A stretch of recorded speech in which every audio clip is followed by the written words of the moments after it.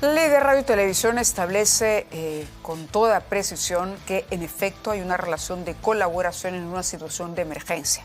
Para ponerles un ejemplo, un terremoto, la pandemia, situaciones de esa naturaleza obligan evidentemente a romper una programación ya que se informe. Es más, los medios hacemos un esfuerzo permanente, por lo menos hablamos por los profesionales de esta casa, para tener a todos los actores políticos acá. Al ministro del Interior, al nuevo, que hasta ahora no concede una entrevista, a la presidenta Dina Boluarte para trasladarle las preguntas del público, pero pretenden cambiar una relación de colaboración, de salud, de sano intercambio de ideas por una obligación, imponer. El viceministro hoy en la mañana hablaba incluso de horario estelar, es decir, iría entre las 5 y 11 de la noche, duraría 40 minutos. ¿De qué estamos hablando? Es una propuesta que pretende distraer la atención de los medios del tema de las cirugías de la presidenta, o es realmente un intento de entrometerse en los contenidos o acaso de ganar espacio para propaganda política, ahora que ya la mandataria ha convocado a elecciones en 2026. Varias preguntas para nuestros invitados y así empezamos Prueba de Fuego.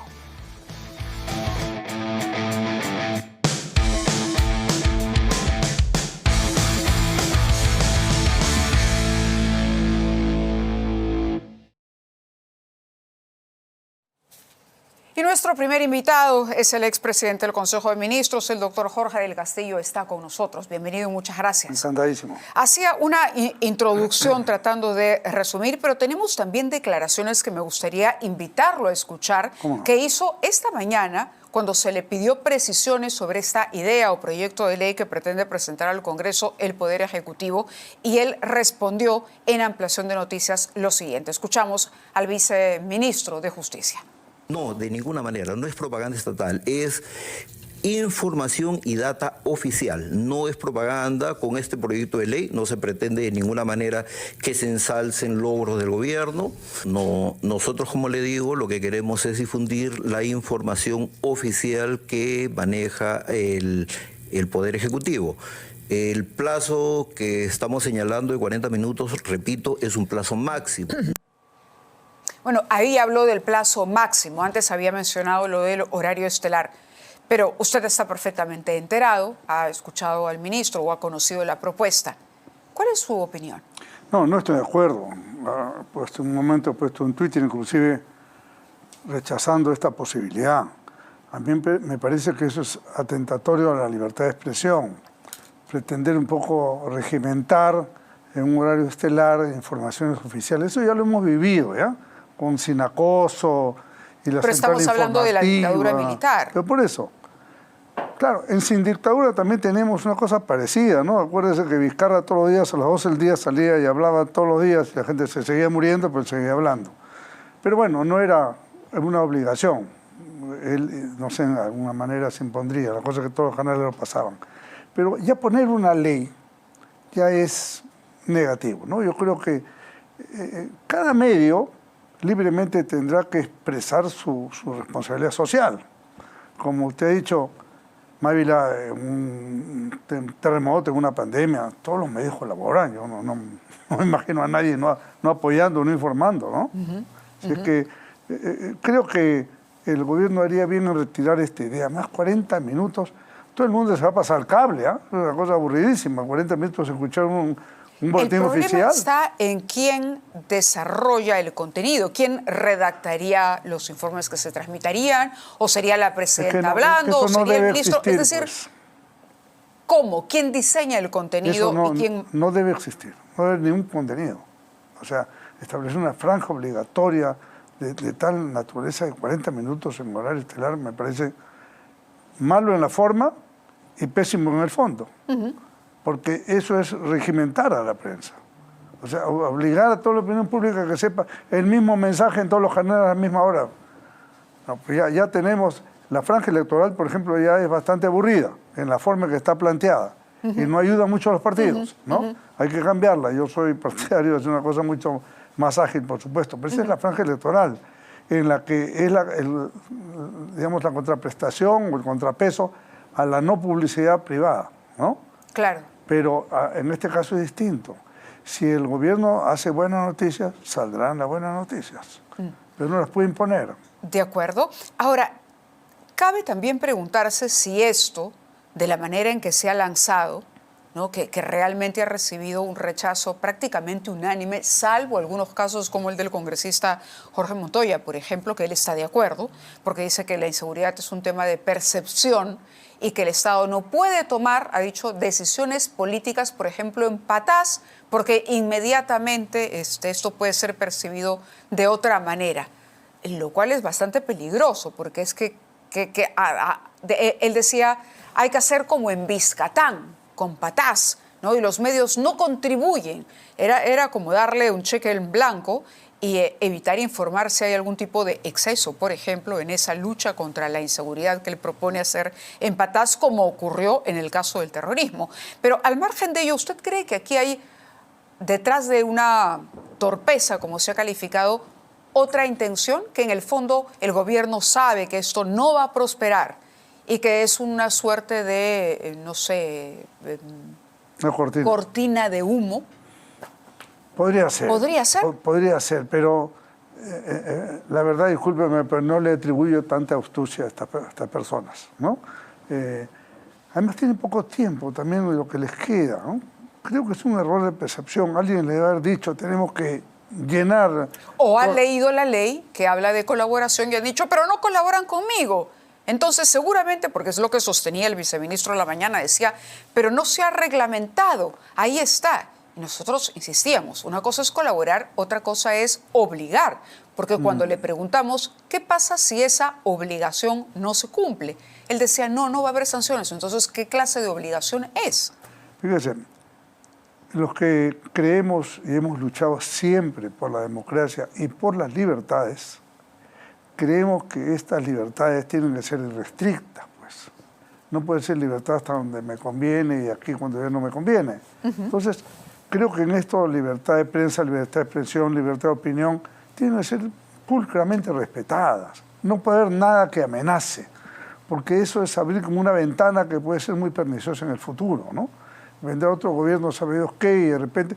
Oiga, hay partidos que plantean inclusive abolir la libertad de expresión, y lo han dicho sin reparos, ¿no? Entonces, esto hay que tener mucho cuidado. Obtener la libertad ha sido una lucha de muchos años y no lo podemos perder porque a alguien se le ocurrió hacerse propaganda a sí mismo, ¿no? Eso no tiene sentido. Además, no le queda duda cuando dice que es con fines propagandísticos. No, absolutamente. Mezclarán una cosa con la otra, pero en el fondo es lo mismo, pues. Claro, lo que... A ver, me voy a poner del otro lado, sí. Y dicen, no, pero las acciones que toma el gobierno y las medidas que los ciudadanos deben, por ejemplo, conocer, eso hay que darlo a conocer.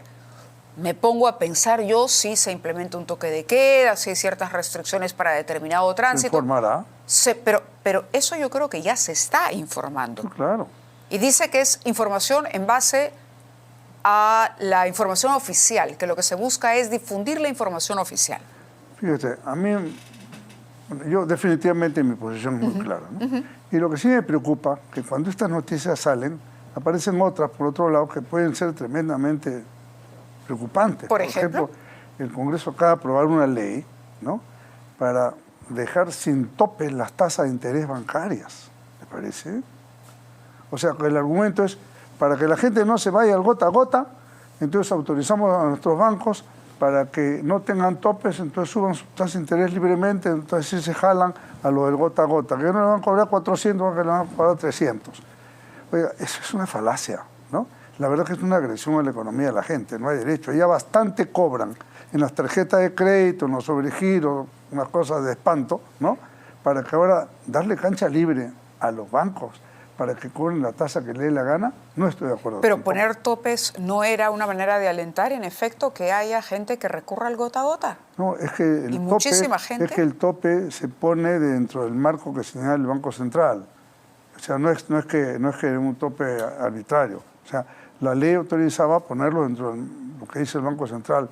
Pero a esa gente pobre que no accede al crédito bancario, porque no tiene garantía, por alguna razón, esa gente siempre ha vivido en el crédito informal y posiblemente lo siga haciendo. Y por más que suban las tasas acá, a esa gente pobre el banco no lo va ni a recibir.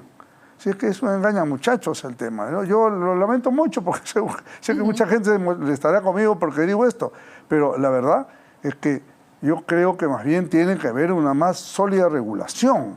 Yo, cuando fui congresista la última vez, hicimos la ley antimonopolio. Aquí lo que hay es 4 bancos fuertes. ¿Sabes cuánto han ganado los bancos el año anterior? 10.000 y pico millones de soles. Bueno, pero ganar no está mal, ¿no? No, pero me parece perfecto. ¿Pero qué quieren seguir ganando más? Acaban de subir 41%, que justamente tengo la nota en estos 2 primeros meses. Lo que yo creo es que tampoco hay que condenar la generación de riqueza, en la medida en que se haga respetando las normas. Ayer la Torre me enseñó, hay que crear riqueza porque no la tiene y no hay que quitarle que la tiene. Pero cuando los bancos aumentan 42% su ganancia entre enero y febrero, ¿para qué tanto? A costa de, y quieren más a costa de los pobres, no me parece, no estoy de acuerdo. Bueno, quiero preguntarle también sobre la citación al ministro de Salud sobre el suero defectuoso. ¿En qué país del mundo ocurre una cosa como esta tan dramática que nos ha arrebatado a 4 peruanos y que ha dejado a otro grupo también, ¿no?, en una situación de muerte cerebral, de acuerdo a lo que han dicho los abogados de algunas de las familias? Una pena, niños, sí, terrible, porque uno no se imagina que un producto 14, aparentemente 15, no sé inocuo, como es una mezcla de agua con sal, suero, no pueda tener esta, si no se hace bien, correctamente, consecuencia tan dramática. Pero ha surgido o se ha dado a conocer la información de un cambio en una norma que hiciera el ministro de Salud. Es decir, un cambio que para avisar en caso de una reacción adversa ante la aplicación de un medicamento. La norma anterior decía que si esto sucedía, se estaba en la obligación de avisar a las 24 horas como máximo de esa reacción adversa, de modo tal que se evitara el uso de ese medicamento que podía estar bajo análisis de haber causado esa reacción. Pero hay un cambio que introdujo el actual ministro para que ese plazo de 24 horas se extienda a 7 días, con lo cual se abre una ventana temporal peligrosa. Bueno, está aprobado. Entonces, estamos hablando aquí de cómo analizaría usted las responsabilidades que parece que no son de una sola organización en este caso, o de laboratorio, o del trabajador de laboratorio, o de Digemit, porque pasa por varias instancias. Este es un caso complejo. ¿Cómo analiza usted el rol que ha desempeñado el ministerio al cambio de esta propuesta, al introducir esta nueva propuesta? ¿Y cómo se puede entender una cosa así? Creo que la responsabilidad central es en el laboratorio, ¿no? ¿Qué protocolo no habrán cumplido? ¿Con qué ligereza van tratado? Que parece que no solamente es un lote, puede haber más, porque esto se ha repartido al norte y al sur, y realmente la verdad es que nos ponen un país de papel, de país de cuarta, ¿no? Que es una cosa impresionante, ¿no? Entonces, esta norma que es el sector salud, seguramente con alguna buena intención, presumo, pero ha resultado fatal, porque la noticia entonces, no, de repente no sé si salió inmediato o no, pero parece que no, porque se ha seguido repartiendo y hasta ahora mismo... El doctor Oscar Ugarte ha hablado de casos que ya sí. Lo escuché. Él habla de casos a partir del 28, pero de lo que se conoce a partir de denuncias presentadas por lo menos desde el 18, la familia de la arquitecta de 26 años que se encuentra con muerte cerebral en una unidad de cuidados intensivos, hoy fue la primera que presentó la denuncia. 18 de marzo, hoy es 31. Mire el tiempo que ha transcurrido. Nosotros cuando hemos desarrollado la noticia a fines de la semana pasada, es demasiado tiempo. Y se crea un problema. Es demasiado tiempo. Bueno, esa sucesión de negligencias graves creo que tiene que tener responsabilidades penales. No me imagino caiga quien caiga. ¿Qué hacemos? ¿No es cierto? ¿Puede haber responsabilidades políticas? También las puede haber, sin duda. Y también tiene que haber una prevención en lo siguiente, porque si tú interdictas todo el suero, ¿de dónde sacan suero? Bueno, por lo pronto ya se advierte de un desabastecimiento, porque resulta que al mismo tiempo Indecopi está investigando desde el año 2006 un supuesto cártel para distribuir justamente este tipo de medicamentos. Es decir, dejar en manos de 2 o 3 proveedores todas las licitaciones desde el año 2006. Creo que esa empresa, he escuchado que tiene como el 90% del mercado. Así ¿cierto? es. Entonces, lo que el Estado tiene que hacer ahora es importar un lote importante de suero para tener acá. Porque si no, operaciones, cosas, esto se usa todos los días. Miles de estas botellas de suero, y si no se tiene una disposición inmediata, y eso el ministro debería estar corriendo en pos de eso, ¿no es cierto?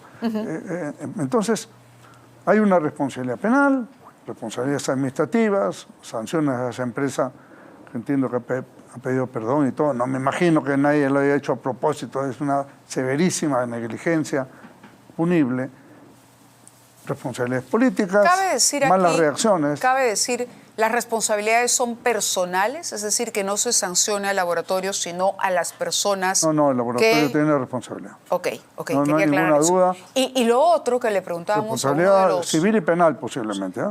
Correcto. Y le preguntábamos a uno de los abogados, al abogado de la señorita Landers, él decía que ayudaría mucho porque narraba que ha ido a distintos fiscales y no le recibían, lo peloteaban con la denuncia. No le hacían caso, lo pasaban a otra fiscalía y otra fiscalía y otra fiscalía. Entonces, pareciera que funciona mejor esto de manera colectiva y que eso estarían pensando las familias de las víctimas. Digamos, impulsar una demanda como ocurrió en el caso Utopía, por ejemplo, en que actuaron todas las familias juntas. Posiblemente esa sea una fórmula. Y que más bien la parte que viene siendo investigada, en este caso por lo menos la defensa del laboratorio, apelaría a un homicidio doloso y no culposo, pero ese ya es un análisis legal de otra naturaleza, ¿no? Doloso habría que probarlo, ¿no? No es tan fácil lanzar esa especie, ¿no? Por lo menos en primera instancia es una negligencia, una cosa de culpa, ¿no? No de dolo necesariamente. Salvo que sea un loco el químico que hizo una barbaridad ahí, ¿no? Pero bueno, aquí lo que hay que establecer rápidamente responsabilidades y resolver el problema que se está presentando ante el desabastecimiento, porque han embargado todo, digamos, no se mueve nada, ¿cierto? Han fijado todos los cargamentos, ya no solamente ese lote, sino todos los lotes, tengo entendido, una disposición de salud. ¿No se ha verificado? No sé, Dijimit, qué tendrá que decir o qué habrá dicho. Se ha cambiado, me parece, la funcionaria que está a cargo de Dijimit. Sí. Pero no se ha aclarado qué hizo o qué no hizo o qué dejó de hacer, ¿me entiendes? Ahí está el tema, ¿no? Claro, cambian, pero que se olviden del tema. No, hay que determinar responsabilidades, porque Dijimit entiendo que hace una verificación de alguna forma. Tiene que estar dentro del protocolo de control de calidad, de todas maneras, ¿no? Hay una citación, decía yo, del ministro o al ministro de Salud por parte del Congreso, pero quería, antes de cerrar el tema de la presidenta Dina Boluarte y de esta idea para proponer contenidos en medios de comunicación, preguntarle si usted ve que hay acá una suerte de atisbo o asomo de autoritarismo, que es lo que han advertido, digamos, los representantes de los gremios. ¿Usted siente que esta es una iniciativa autoritaria que viene de un gobierno desgastado, impopular, que agrede a la prensa, que responsabiliza a la prensa, ¿no?, de decir cosas que lo desprestigian, y que esta es una manera de no solamente cobrarle una revancha a la prensa y a los medios, sino también de casi manotazos de ahogado de un gobierno que enfrenta un último año en una situación compleja? Yo creo que más bien es una cuestión tonta, ¿no? Es una iniciativa tonta, no le veo autoritarismo. ¿No le ve autoritarismo? No le veo, puede parecer, pero no, es más bien al revés, es una demostración de debilidad. Necesito esto porque no tengo capacidad. Ya hubiera, aunque sea un mínimo autoritarismo, para mandar así contra la delincuencia. Cero autoridad, ¿me entiendes? No autoritarismo, o sea, un poquito de autoridad. Pero no hay autoridad. Por eso están desbordados. Esto han hecho ahora un cuarto de guerra, eso es puro número, ¿me entiendes? No, yo no veo... ¿Es correcto convocar a un cuarto de guerra?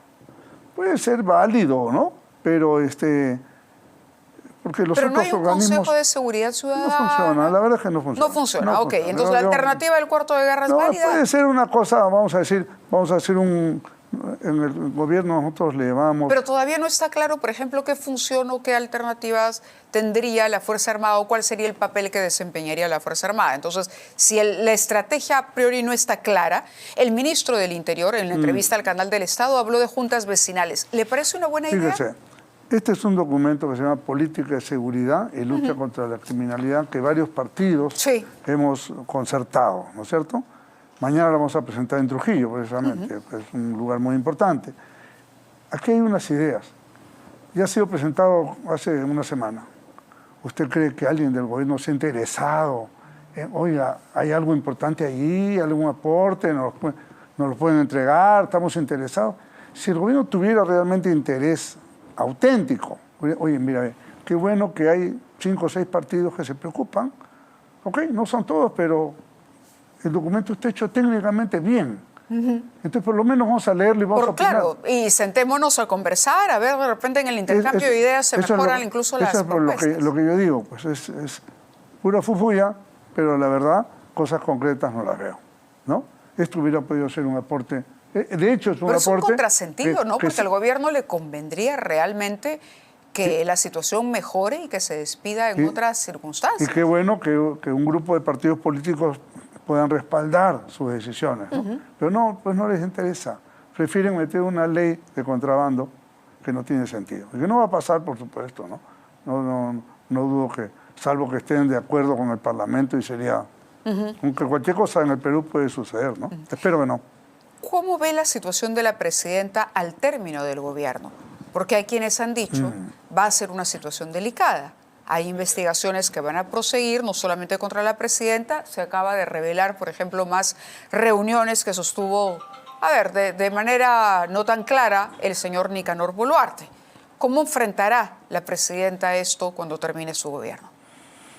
Bueno, ahí sí las responsabilidades son individuales, ¿no? Yo creo que, por ejemplo, los muertos que hubo al inicio del gobierno, eso es un tema que va a seguir, ¿no? Eso no va a acabar así nomás, ¿no? Ahora, usted puede determinar qué actitud tuvo ella, en fin, los otros funcionarios, ministros o jefes militares o policiales que tuvieran haber tomado una decisión equivocada o excedida por el personal o lo que sea. Y también hay del otro lado, ojo, no nos olvidemos de los soldados muertos cruzando un río, ¿no? Por la acción de estos grupos fanáticos que también no dejaban nada y que estaban impulsando un golpe de Estado. Pero son varias carpetas fiscales, ¿no? Sí, claro. Ese es el caso. Está el caso cirugías, está el caso Rolex, está cofre. Pero fíjese, disculpe que le diga de esta manera, ¿no? Todo eso yo lo veo como pequeñas anécdotas. A mí me gusta hablar de la alta política, eso es lo que quiero para mi patria, ¿no? Reactivar la economía, darle seguridad a la gente, así a rabiar, ¿no? Impulsar la educación y la salud pública. ¿Diría que ha sido un gobierno fallido? Es un gobierno que no sale la anécdota menor, ¿no? Si no es el reloj, es la operación, es esto, es el otro. Pero uno vacaron a la presidenta, ¿por qué? Porque se operó la cara. Para tirarse al suelo de risa. No es serio, ¿me entiendes? O sea, necesitamos ser un país serio. Pero no es porque se operó la cara, ojo, es porque, además, un presidente puede mentir, puede salir frente a los medios a decir... Eso es lo peor. Fíjese, María. Porque los ministros salen permanentemente, perdóneme, doctor del Castillo, y exigen respeto a la investidura presidencial, a la presidenta constitucional. Pero el primero que debe honrar la magistratura es aquel que ocupe el cargo. Obviamente, y más bien si había una causal de vacancia era la mentira, la falsedad. A eso voy. ¿No? O sea, por eso lo pongo en esa circunstancia, no es la operación, no es el reloj, claro, es la mentira. No era el reloj, era de antaño, me lo regalaron, me lo donaron, ¿no es cierto? Se hizo la cirugía o lo que fuera. No es así, era por recomendación médica, etc. O sea, mentira. Eso es inaceptable. ¿Cómo se recupera un principio de autoridad con alguien que miente y que está en el gobierno? Por eso le digo, esta ley es una forma de reaccionar ante esa debilidad. Ellos saben que están debilitados. Ellos saben que esto no da más, ¿no? Y si no va más allá es porque ya se convocó elecciones y porque hubiera sido peor. Cuando dice, ¿sabe que no va más allá? ¿A qué se refiere? ¿A la vacancia de la presidenta? ¿Usted se imagina un gabinete, un nuevo gobierno, con un gabinete hecho por el actual Parlamento? Podemos tantos ministros, APP tantos ministros, del otro tantos ministros, una mazamorra. Eso sería peor de lo que tenemos. Peor. Le digo sinceramente, peor. A mí no me complace este gobierno. Pero hacer un gobierno parlamentario con este parlamento, debería estar loco. ¿Cómo llegamos a esta situación, doctor? Más allá de quien lo presida, no, más por allá supuesto, de quien pero lo por presida. eso le pregunto, ¿cómo llegamos a Porque esta la situación? gente vota caras nuevas, renovación, etcétera. Entonces termina votando por unos señores que nadie sabe de qué se trata. Hay caras que vienen compitiendo varias elecciones, porque la cara nueva, ¿cuál fue? Pedro Castillo. Pedro Castillo, por eso. Y jaló a la cara nueva de Dina Boluarte. Las dos caras nuevas. Y antes de eso, Vizcarra era una especie de cara nueva. Bueno, pero Vizcarra no llegó solo, llegó con Pedro Pablo Kuczynski. Una situación distinta, ¿no? Boluarte seguramente nunca imaginó que estaría en la presidencia. Sí, pero que le sacó la vuelta a Pedro Pablo Kuczynski. Bueno, mire usted, si sorprendieron a Pedro Pablo Kuczynski. Sí, claro. Y Ollanta era cara nueva. Y la renovación. Entonces, con este cuento de la renovación, ponen una gente improvisada, que no sabe de qué se trata, incompetentes hasta el forro. Y entonces, el Perú hacia abajo, hacia abajo. Hoy se ha dado a conocer también el cronograma electoral. ¿Cómo? El otro día conversábamos con Jorge Nieto aquí y él decía que era saludable y que dejemos que el pueblo, ¿no?, de esas 40 opciones que él veía, bueno, la gente no es tan tonta, la gente sabe y sabrá reconocer, y seguramente de esa larga lista de candidaturas habrá 8 o 7 que son las principales que atraigan la atención del elector. ¿Cómo analiza usted ese abanico de posibilidades que eventualmente vamos a tener los electores? Porque, ojo, en el Perú el voto es obligatorio. Claro. Todos tenemos que ir a votar. Así es. Y el que no va tiene que pagar una multa y no todos tienen la capacidad de pagar la multa con las complejidades que eso acarrea. Bueno, 41 candidaturas, si algunas se fusionan, estaremos 40, 38. ¿Confía, tiene optimismo en la experiencia o en la sabiduría del votante peruano, del elector? Pero lo que pasa es que en una sabanaza es complicado, ¿no es cierto? Porque, fíjese, hay que hacer como 11 votos, fíjese, le cuento. Presidente, plancha presidencial, senador regional, senador nacional, con 2 preferencias. Diputado, con 2 preferencias. Parlamento andino, con 2 preferencias. 11 votos. Entonces, al final ya la gente no sabe ni por quién vota. Entonces, es complicado, es difícil, pero por eso es que es muy importante que el ciudadano vote por conciencia, defina bien, escoja a su candidato, no porque cantó, bailó, pasó por acá, no, sino porque le está mostrando una opción al Perú, una solución realmente, ¿no? De acuerdo. Una salida, un reencuentro, yo diría hasta una reconciliación, porque el Perú en este momento está completamente polarizado. De acuerdo. Este documento de la seguridad habla bien y ojalá se pueda replicar en otros aspectos y ojalá se puedan poner de acuerdo en el programa, que es lo más importante aquí. Yo le agradezco mucho que haya estado, como siempre, aquí con nosotros. Encantadísimo. Muy buenas noches. Gracias. Vamos a ir a una pausa y vamos a regresar con el doctor Roberto Pereira, precisamente para ahondar un poco más sobre esta propuesta de proyecto de ley, mejor dicho, de propuesta de norma que ha anunciado el ministro de Justicia sobre los medios de comunicación y la obligatoriedad de transmitir información oficial.